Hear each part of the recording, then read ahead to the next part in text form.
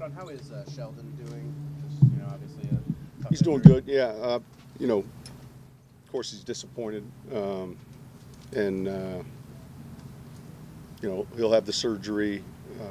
It'll be a fairly lengthy rehab, but it's something that he'll be able to fully recover from. So I think other than that, just the frustration of getting to this far and then being out. What are the challenges of replacing a guy like that? Well, I said yesterday, I feel like he's at his best year here, and so the other players have to step up. He was an active part of our front, and you go from there. Coach, your team has done a really good job stopping the run this year. What does this challenge rank in terms of teams? Well, look, it's I think one of the top running teams in the league. Certainly the top running back, and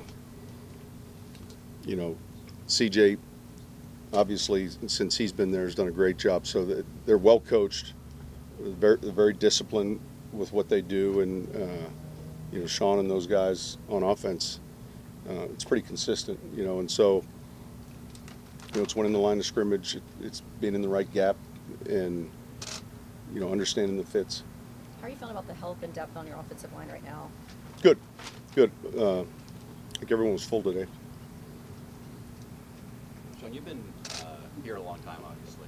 I wonder, when did New Orleans start to feel like home for you, and why? Why do you think you kind of clicked with the city so well?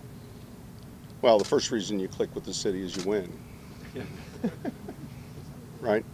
It could feel like home. I could love it here. And if you're not winning, then somehow you're not clicking with the city. So that's a good question.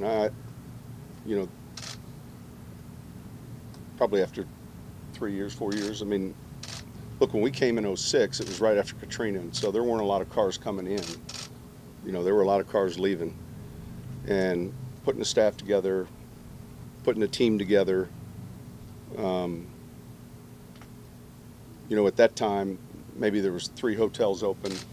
The airport was desolate. So it was, at that time, it wasn't a real good comparison to where we're at now relative to the recovery. But, we weren't really winning any jump balls when it came to signing players. And, always remember that 2006 team and the 2006 staff, most everyone came with a promotion. In other words, I got a chance to be a head coach, and Gary Gibbs got a chance to be a coordinator, and Pete Carmichael got a chance to coach quarterbacks. Right down the line. And, with the players, it was a lot like that. We signed Scott Fajita, and it was like we have a little celebration in the office with party hats, and then on to the next free agent. So lots changed, but somewhere in that time, it's hard to pinpoint the exact year. Coach, that first quarter against the Eagles, do you think that was rust? Do you think that's something you put behind you that now you're moving forward, had to get something out of your system? Or no, listen, I think it's football, and we didn't execute as well as we would have liked, and yet, fortunately, we were able to get it going. So, you work on the specifics, you work on the details, and you also credit Philadelphia. There's 2 teams that are trying to go out and execute a plan. The defense. You're really big about trusting the process, pounding the rock. With the apple and right there, that's right off the stick. With the Super Bowl, how do you get the younger players that might not have been there before, not Drew Brees, not Ben Washington, to understand that Wednesday film review is just as important as the game on Sunday? Yeah, listen, it's a great question. I think, there's still that taste in your mouth from last year, getting not where we're at today, but getting where we were a week ago, and that feeling of disappointment when it's a long season and you get into the postseason. Here we are now. I don't know how many games, how many preseason games, training camp, and we're down to Final Four.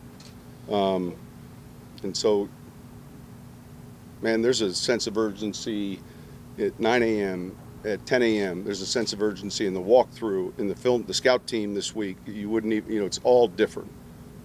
It's all different. And it really starts with, 2 things.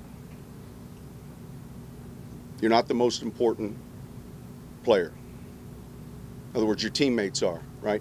Your teammates are, and the second thing is you're the most important player. They're counting on you. You're the most important player. So I think that's what good teams have, that accountability or that feeling of wanting to perform extremely well, not just for yourself, but really for your peers.